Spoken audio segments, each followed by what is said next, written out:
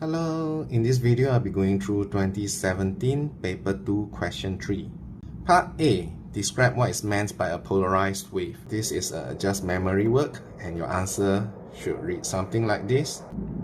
So a polarized wave is a wave whose oscillations are in one direction only in a plane normal to the direction of energy transfer. Wow, it's a very convoluted sentence, yeah? So let's say this is the direction of the wave travel. So this is the direction of energy transfer.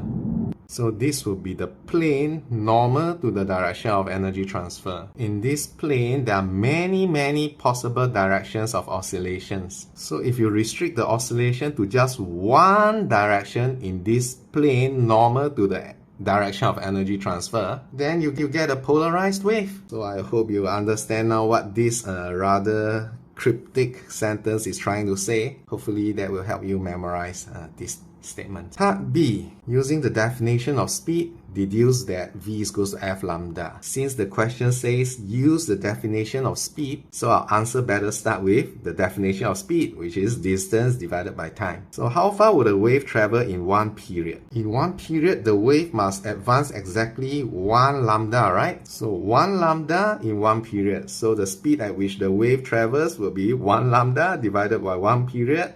Write the period as 1 over f and we arrived at v is equals to f lambda. Done! What's next? Now the question is about interference, yeah? So in part C1, we are supposed to state and explain the nature of interference at point P. What's happening at point P? Transmitter A transmits a wave arriving at point P. Transmitter B also transmits a wave arriving at point P. So these two waves will superpose, they will interfere, and the question is asking us whether we are having a constructive or destructive interference here. Answer will depend on the path difference, yeah? So A travels a distance of 12 kilometers to arrive at P. B, on the other hand, has to travel this longer distance to arrive at point P. And this longer distance can be calculated to be 13 kilometers. Just use Pythagoras, yeah, because this is a right-angled triangle. So the path difference turns out to be 1 kilometer. Is this 1 kilometer path difference going to cause a constructive or destructive interference? Well, that depends on the wavelength also, right? So that's why to start off, we should calculate the wavelength of the radio wave. Because v is equals to f lambda, we can calculate the radio wave to be just like this.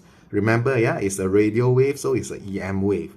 So the speed of an EM wave is always the speed of light, 3.00 times 10 to the power of 8 meters per second. So the wavelength turns out to be 250 meters. We have a path difference of 1 kilometer, remember? So 1 kilometer turns out to be 4 lambda. Now, the wave started out in phase, right? When they left the transmitters, they were in phase. So this path difference of 4 lambda is an integer number of wavelengths. So they'll start off in phase, they will still arrive in phase at P. So what we are going to get is constructive interference. So you have to write all this down here, and then hopefully you'll get all the 3 marks. Let's move on. Part 2 here. Describe how the resultant amplitude of the two radio waves at the car varies with time as it travels along a constant speed along the line shown in figure 3.1. So the car is traveling along this line here at constant speed. Now we already know that the path difference at point P is 4 lambda, isn't it? So right at the middle here, equal distance from A and B, the path difference is 0 lambda. And of course, at the corresponding point here, the path difference is going to be 4 lambda again. So along this line, the path difference is going to decrease from 4 lambda to 0 lambda and then increase back to 4 lambda again. So as I travel from this point, when I arrive at the point with a path difference of 3.5 lambda, I'm going to get destructive interference. When I arrive at path difference of 3 lambda, I get constructive interference. 2.5 lambda, destructive. 2 lambda, constructive. And so on. So there'll be fluctuating resulting amplitude as I travel from constructive to destructive to constructive to destructive interference. So your answer will go something like that. The resultant amplitude fluctuates between maxima and minima. Part C3 suggests a change that can be made at the transmitters that will prevent interference between the two waves without changing the frequency. So these two waves are radio waves. They are bound to superpose. So how can we have them superpose yet do not interfere with each other? Easy, because these are radio waves, yeah? They are EM waves, they are transverse waves. So if we arrange them to be polarized, and if we arrange for them to be polarized perpendicularly to each other, then they will superpose but do not interfere with each other. Let me explain, yeah? So let's say we have two waves here, both with amplitude A and intensity I. So if they superpose in phase, we get resultant amplitude of 2A and therefore a resultant intensity of 4I. If they superpose in antiphase, then we get resultant amplitude of 0 and resultant intensity of 0. So are these two waves interfering with each other? Yes, because the resultant intensity can vary from 0 to 4i. Now what if we have the two waves polarized perpendicularly to each other?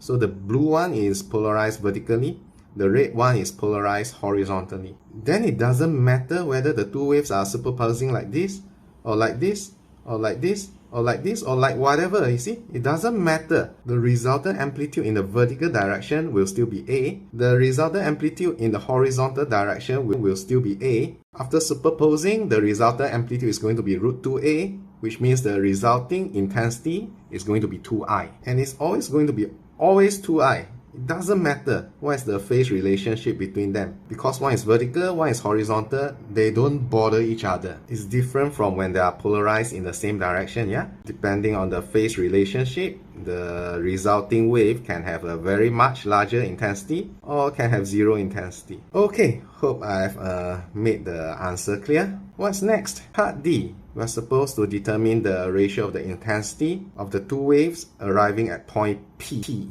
This is a straightforward one. You have to know that the intensity is inversely proportional to the distance squared. Point A is 12 kilometers from P. Point B is 13 kilometers from P. So A is nearer, right? So we already know that the intensity of A should be higher than the intensity of B because it's nearer. But the math, of course, tell us that it's exactly 1.17 times more. Now, I would recommend that you write 1.17 as your final answer instead of, say, 169 over 144. Maybe your math teacher would prefer the answer in fractions because it's deemed to be more beautiful, maybe. But in physics, we worship decimal numbers more than fractions, yeah? Okay, so express your final answer as 1.17. Is that the last part to this question? Yep, it is, yeah? Okay, we are done.